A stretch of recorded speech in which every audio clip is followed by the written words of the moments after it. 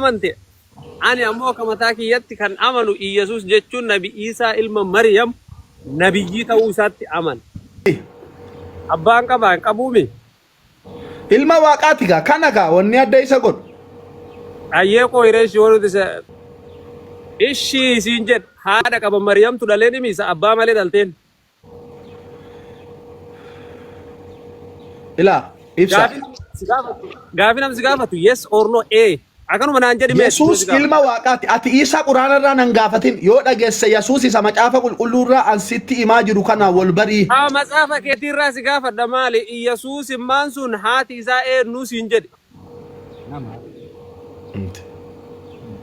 Maryami. San si gaafadha jiru wal. Innaan illee sanuma si gaafadha yes or no naan jedhi dhumatti. Yes siin jedhee barsan yoomin mor. Yes eega jette gaafii kiyya neekisti sii ce'a. Abbaan qaba. Ilma waaqaati. Hin qabu. Haadha qofaan dhalate. Akkasin jedhamu ilma waaqaa jedhama. Yesuus ilma waaqaati. Rabbi roobare. Waan ta'an waan badhee jiru maa nama karkarta. Haadhaan dhalate qooyi. Sanuma gaafatuuf akkasiin jedhu duun erga inni haadha qofaan dhalate ka abbaan qabne jechuun Yesuus. Erga akkasi wanni kun adda isa godhu jettee ka amantu taate. Adam kan haadhaa fi abbaa hin qabne hin jira. Maa isatti namanne re'atiin kana dhiistee ka haadha. Awwalee ilmi namaa yookiin jecha rabbiitiin dhalata yookiin haadha abbaan dhalata kanuma lamii jechuun dhalata. Yesuus ta'ii rabbiitiin dhalate haadhaan jechuu haadha keessa. Nabi Adam ka isaa olii hin jiru. Ta'ii barbamaa kabajamaati jedha. Isin ammoo quraanni jecha Allaahati jettuu bar. Quraanaan wal faallaa deemtu. Isi akkasiin jedhu. Amantii dhiisiti narraa dhiisi jedhu. Waa'ee amantii nama amantii beeku bira dhaqe rakkoon hin jiru garuu dammoo an akka mataa kiyyatti waan itti amanuu fi waan dhiisu qabu. Yoo san na gaafatte amantii kiyya musliima alhamdulillahi rabbil aalamiin. Muhammad ergamaa isaa Iyyasuusis ergamaa isaa jari lachuu. Iyyasuus ka jedhu quraana keessa ni jira. Nabi Isaa ilma Maryam. Yesuus immoo ilma waaqaati gaa. Isaan ilma Maariyaam ilaala. Afaan keessa nan dhaabbatini mindinoo isaa. Jechuun yeroo dabsitu dhaggeeffachuun ni ulfaata gaa. Isaan asiin ilma Maariyaam. Kasee mee akkaan si caqaset taa'ina caqas jecha sitti maaraa. Ayyee. Waan ragaa qabu qofaan sa'i. Yoo ammoo keessa diddiiganii maali minaamin akkasin naa asraddaan yookiin naa barsiisanii baratte sheekota bira si keessa rakkoon hin jiru sheekoo waliin haasa'uu dandeessa. Lammaffaan ammoo akka mataa kiyyatti akka kiyyatti yoo na gaafatte ani musliima alhamdulillahi amantii nama kamiyyuu abbaan waan fedhetti amanuu mirga qaba mukatti illee waamane dantaa isaati. Amantaa kee beettetti amante amma beettetti amante ibsa. Obboleessa nama na caqasachi maa haasaa ooltu. Nama caqas duru. Laura daqiiqaa naa kenne yookiin daqiiqaa lama naa kenne haasee haasoo itti adeemite. Ayyee daqiiqaa lama sii kenne. Akkas jedhe. Na caqasan amantiin kiyya musliima siin jedhe amantiin kiyya musliimaa ergama Muhammadi Nabi Isaa ilmi Maryamis Nabiyyiidha gaattis an kana amana sii galee kan irraa kanaaf immoo ilmi namaa kamiyyuu waan fedhetti amanuu mirga isaati mukatti yoo amane rabbiin mataa isaa gaafata waan ta'eef yoo ammoo waa'ee amantii keessa gadi buunee akkana wal mormina jenne nama amantii bira nama na caala beekumsa waan kanaa irra si deebisuu danda'u bira si geessuu danda'a san irraa kanaaf jecha as kootu achi kootu as deebii obboleessaa kiraa deema naan jedhin bannaati deemi bakka deemtu jedhin nama biraatiin. Fixattee? Fixadhe xiyyata yoo kanama dhageettu sitti mee jiraar. Ayyaan illee deemi yookiin nama waa beeku bira dhaqii nama sitti himuu danda'u hojja babbaasee. Jaraan illee haasa'u jirraa bar an tokkicha an sitti himuu dhufee an si waliin mariillee mariidhaaf yookiin waa'ee amantaatiin dhufne an akkam baay'ee si jaalladhuu fi Yesuus akka si jaallatuu fi namni gaariin akka keetii kun gara amantaa dhugaa. Anillee hin jaalladha wallaahi aziim wallaahi Nabi Isaa moo wallaahi hin jaalladha nabiyyi Nabi Isaa ilma Maariyaam kaati jettu san hin baanu bar ani Yesuus ilma Waaqayyoo Yesuus isa macaafa qulqulluu keessa. Isa fayyisaa addunyaa. Jecha keetii bar ati akkasitti erga amante ani ammoo akka mataa kiyyatti kan amanu Iyyasuus jechuun Nabi Isaa ilma Maryam nabiyyii ta'uu isaatti amana. Kaisa uume kaisa ol ka jiru ammoo Rabbi Allah tokkicha. Garaagarummaa isaa keenyaa laali ibsa. An ilma waaqayyoon sitti hima. Ati ilma Maariyaam natti himta akkamitti walii galla? Garaagarummaa jiraa bar gidduu kan.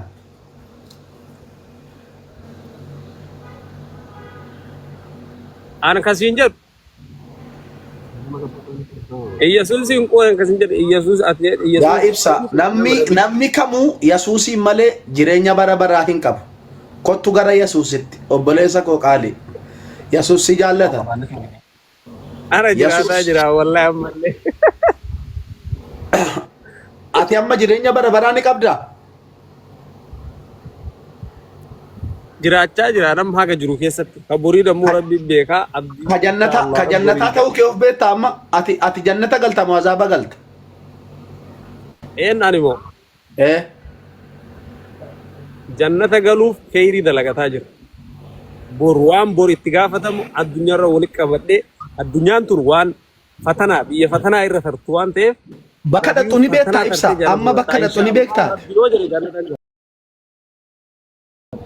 Bakka dhaqxu ni beektaa yoo duuti? Inshaallah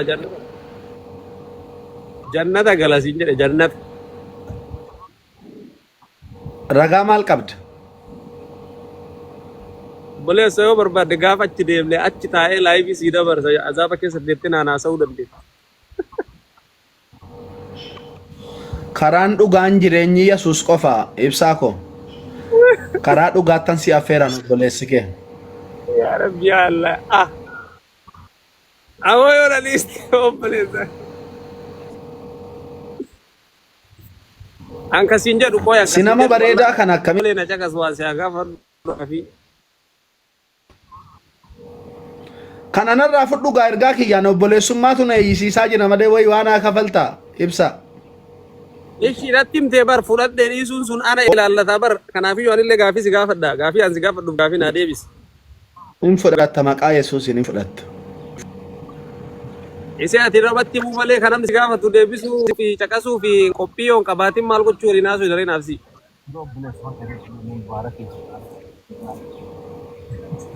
Oo isanii miti dhuguma awwalee.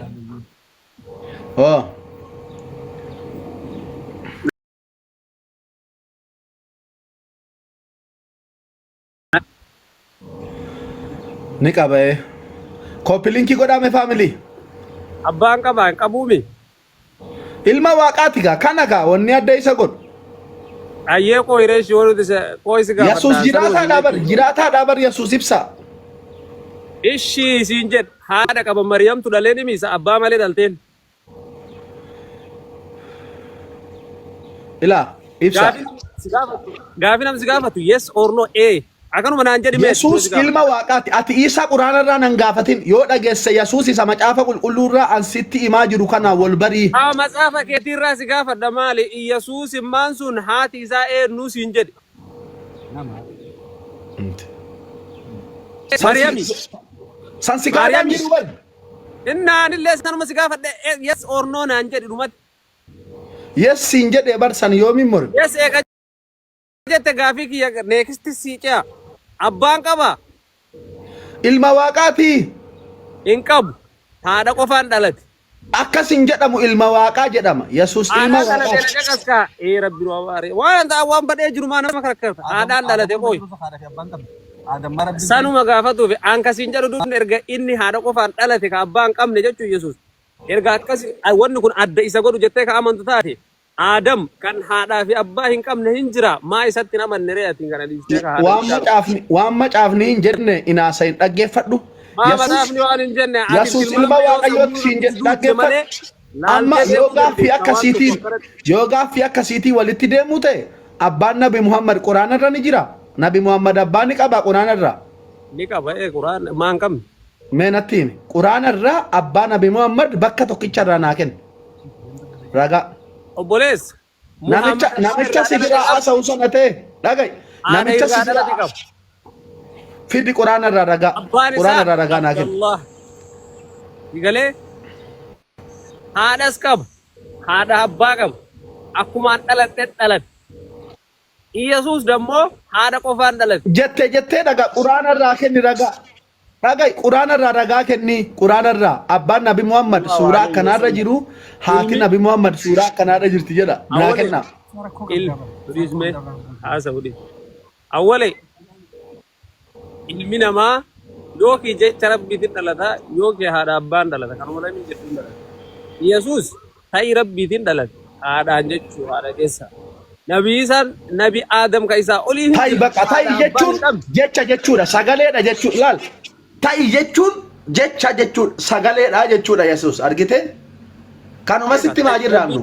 Garuu meeshaa biyyi kee ifaana duniyaa kana dhagai macaafni ilma abbaa jedhe malee abbaa minaamin isati jettu kana ilma jedhee bakka lamatti dhaggeeffadhu. Kanaafi amma maal gootaati mee kana hubachuudhaafi abbaa Nabi Muhammad Yesuus ilma Waaqayyooti jennee miti nuti ragaa guutuudhaan abbaa Nabi Muhammad haadha Nabi Muhammad mee Quraana irraa natti himi namichi si biraas natti himu bakka isaa atis natti himi. Maayette Fida Nabi Muhammad abbaa qabanaan hin jenne ati. Abdallah abbaan isaa.